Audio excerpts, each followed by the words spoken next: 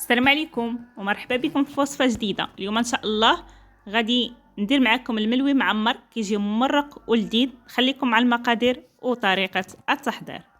طاسه كناخذ الفينو مع الدقيق الابيض الممتاز، الملحه وكيس من خميره ديال الحلويات.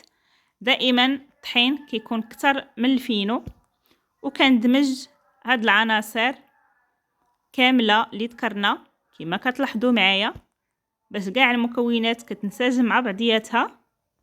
ولا كنتي اول مره كتشاهدي القناه ديالي كنقول لك مرحبا بك والف مرحبا. خلي معاك لايك وابوني باش يبقى يوصلك كل جديد، واشتركي معنا في القناه. بالنسبه للعجينه هنايا كنعجن بالماء بارد من الصنبور، يعني ما نحتاجوش نهائيا اننا نسخنوه او لا ندفيوه، فقط انني كنعجن به بارد من الروبيني. من بعد ما تجمعت لي العجينه كندلكها مزيان كما كتلاحظوا معايا. كنستمر على هذا الشكل هذا حتى كنحس بان العجينه ديالي انسجمت في يدي. في هذه المرحله العجينه خاصها تكون ماشي رطبه بزاف وفي نفس الوقت ماشي قاصحه، يعني بين وبين. من بعد ما دلكتها ندير ليها شويه الزيت على وجهها وكنديرها في واحد البلاستيكه وكنخليها ترتاح.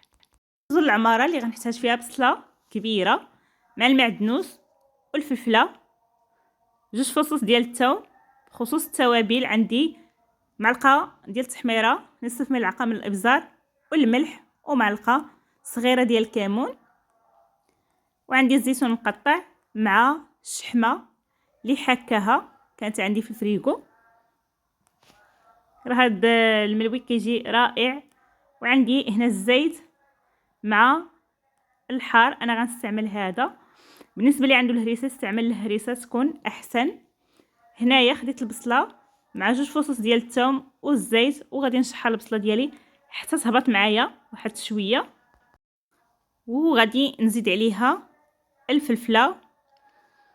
ما نخليهاش يعني تتشحر مزيان، كنضيف ليها الفلفله من بعد ما هبطات واحد شويه، وباقي التوابل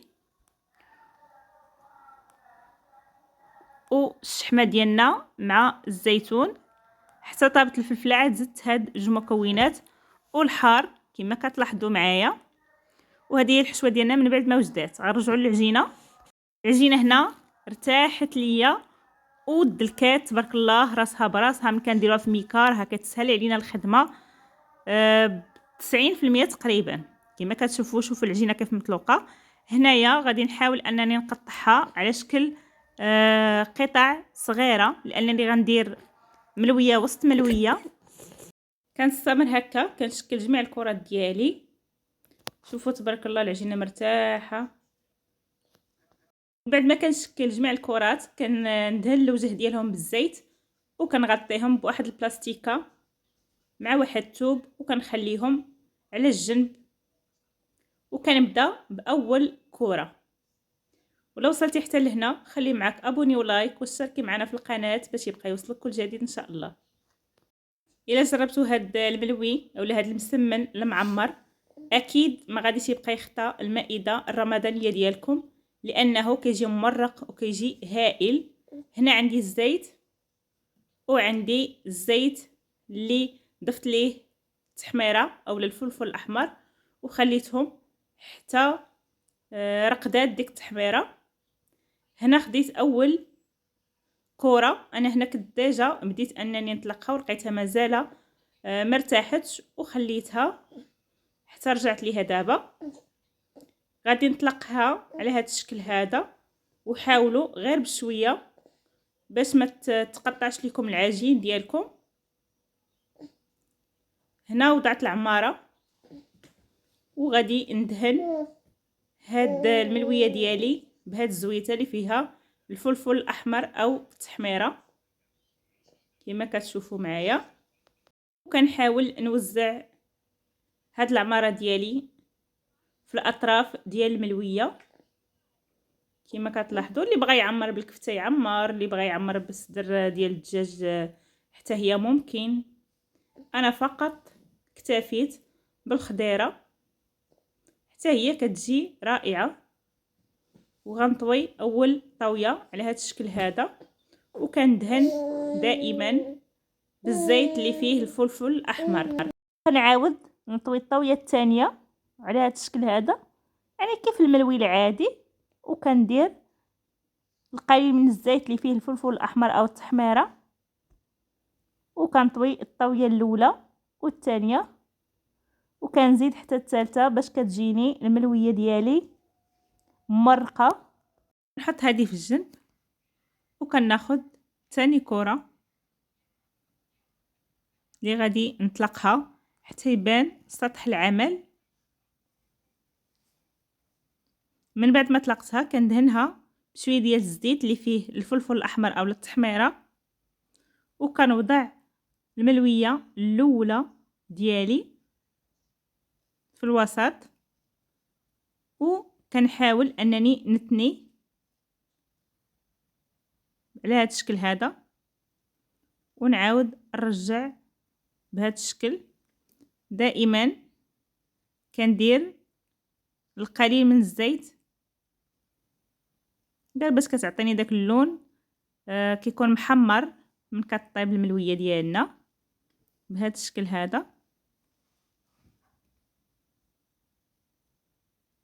شوفوا تبارك الله الفقاعات اللي كاينه في العجين راها كتجي الملويه مرقه.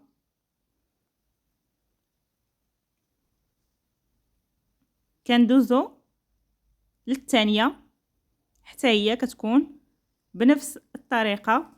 هنا سرعت الفيديو واحد شويه لانها نفس العمليه ديال الملويه الاولى. كنستمر هكا حتى كنطلق الملويه ديالي حتى كيبان ليا سطح العمل، وكندهن بشويه ديال الزيت بهذا الشكل هذا، وكنوضع العماره ديالي وكنحاول انني نوزعها على الكره كامله بهذا الشكل هذا. وكنطوي الطويه الاولى دائما كندير شويه الزيت، وكنعاود نطوي الطويه الثانيه وكنلف بهذا الشكل هذا.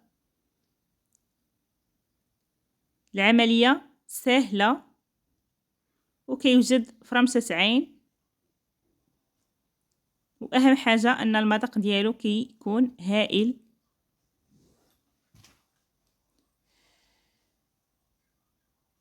كناخذ الكره الثانيه كنطلقها بهذا الشكل. الى وصلتي حتى لهنا كنتمنى انه يكون نال الاعجاب ديالكم الفيديو، وكنطلب منكم التشجيع بلايك والاشتراك في القناه باش يبقى يوصلكم كل جديد ان شاء الله. العمليه كنستمر بهذا الشكل. شوفوا العجين كيف داير تبارك الله. كنستمر على هذا الشكل هذا حتى كنسالي الكرات ديالي كاملين.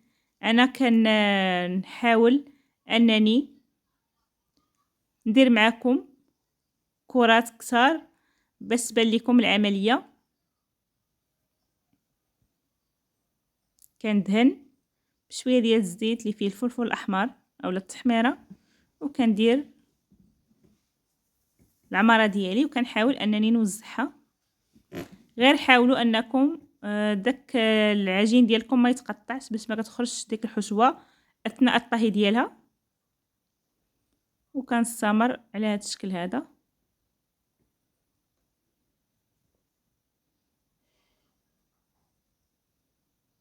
العمليه سهله وسريعه.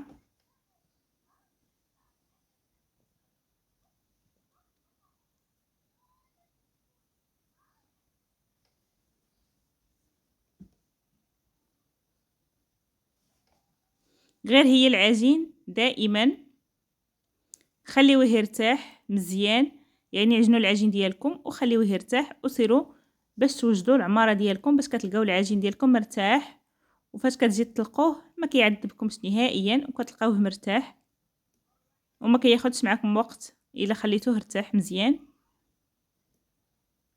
بعد ما ساليت كاع الكرات ديالي كناخذ اول ملويه وكنقرصها بهذا الشكل هذا كما كتلاحظوا معايا. الا كتبغيوه غليظ خليوه غليظ، الا كتبغيوه رقيق رقوه. انا غادي نخليه هنا موين كما كتشوفوا معايا. كندهن بشويه ديال الزيت اللي فيه ديك الفلفل الاحمر، اولا تقدروا كاع ديك المقيله اللي طيبتوا فيها العماره ديالكم. توضعوا داك الشيء اللي هزيتوه من المقيله تحطوه على العجين كما كتلاحظوا معايا. نخلي انا الغلظ اولا السمك ديالها بهذا الشكل هذا، وكنوضعها في الطاجين اولا في المقله الثقيله كل منطقه وشنو كتقول ليه اللي مسخن من قبل. ومن نحس بها ان شدت راسها كنقلبها وكنبقى ندورها بهذا الشكل باش كطيب ليا ديك الملويه ديالي من كاع الجوانب. شوفوا تبارك الله كتجي مهويه ومرقه من داخل. كنستمر هكا حتى كنكمل جميع الكميه، وهذا هو الشكل ديالهم من بعد ما انتهيت. بكم بالصحه والراحه، نشوفكم في فيديو جديد ان شاء الله.